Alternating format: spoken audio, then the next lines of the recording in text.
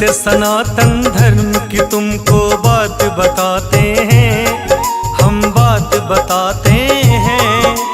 हम गौ माता जी की पावन गाथा गाते हैं, हम कथा सुनाते हैं।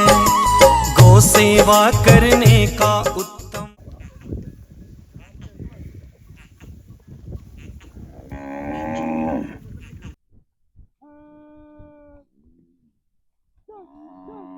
जय गौ माता।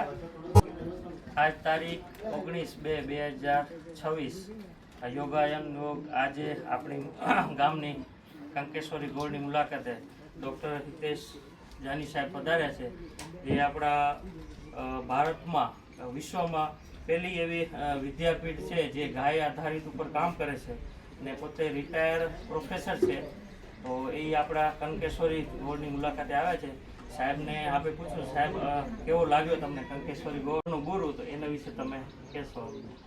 બધાને જય ગૌ માતા। ખૂબ આનંદ થયો।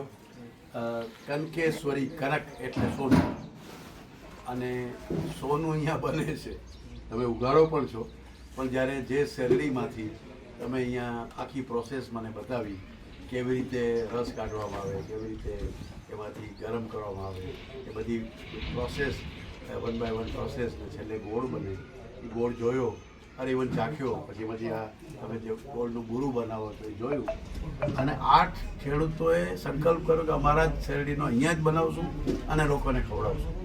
આખા કચ્છમાં પહોંચાડો તો એક જ ભાવ, અને બધા પોતે જ જાત મહેનત કરે, એક્સપર્ટને બોલાવીને લોકો સુધી વાત પહોંચાડે। મને તો અહીંયા આવીને કંકેશ્વરી માતાજીના દર્શન બરાબર પુણ્ય મળ્યું, એવું આનંદ થયો। તો તમે ખૂબ સરસ કામ કરો છો। ગયા વર્ષ કરતાં આ વખતે 10 ગણું છે, છતાંય તમે આને વધુ આગળ વધારી, અને કાંઈ બાજુ ઝીરો તમે પોલ્યુશન તો છે જ નહીં, સાથે સાથે તમારું જો બળતણ વાપરો છો એ આનું જ છે, એટલે એ રીતે તમે જે વેલ્યુ એડિશન કરી છે અને લોકોને આજે કેમિકલવાળી બધી વસ્તુઓ મળે, તમારું તો શેરડીયા કેમિકલ વગરની, તમારી જમીન કેમિકલ વગરની, તમારો ભાવ ગાય માતાનો, એ મીઠાશ ને ગાયની દ્વારા પંચગવ્યથી જે કંઈ તમારી જમીન નવસર્જિત કરી, આજે તમે ગોળ પણ કેમિકલ વગરનો આપો। પછી એમાંથી કચરો કાઢવાની જે પદ્ધતિ મૂળ પાપડી હતી કે જે ભીંડાના પંચાંગને કૂટીને મને નાખો પોતે બહાર આવે, એ જે વનસ્પતિને કેટલી સંવર્ધિત કરે એ પ્રક્રિયાને તમે પાછી કરી જાળવી અને એ ગોળ બનાવ્યો, તો ખરેખર બધા ગામના આગેવાનોને ખેડૂતોને, મેં તો વાળીભાઈને એમ જ ખાલી ફોન કર્યો, અહીંથી મંગવાડા યજ્ઞમાં ગયો હતો, તો યજ્ઞમાં દર્શન કર્યા, તો યજ્ઞની પ્રસાદી તો અહીંયા મળી, ગાય માતાએ આપી, એટલે મને બહુ મન થયું નહીં આવ્યો, ખૂબ અભિનંદન। આવતી વખતે આ થોડું માટલામાં રાખીને કરી જોજો, કારણ કે તમે જે પ્રોસેસ કરી એમાં મોઇસ્ચર તો આવે જ નહીં, પણ તેમ છતાંય પછી પણ આપણે માટીના માટલામાં રાખતા, અને આપણે તો એક્સપોર્ટ કરતા, આપણે માટીના માટલા એવા હતા, તૂટે નહીં એવા હતા, કંઈક પ્રયોગ કરજો અને આખા દેશને તમારું મોડેલ પહોંચે।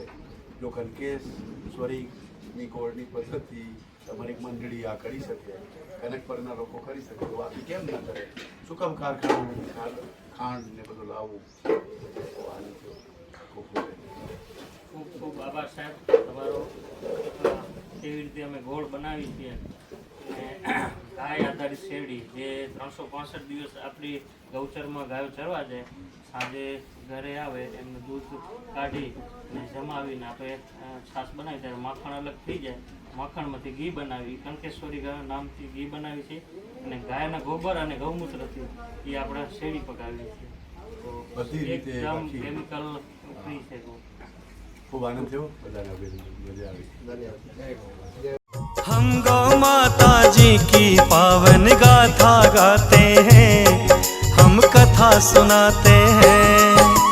गौ सेवा करने का उत्तम फल समझाते हैं, हम कथा सुनाते हैं। आज है कैसे गौ माता के हाल दिखाते हैं, हम कथा सुनाते हैं। जो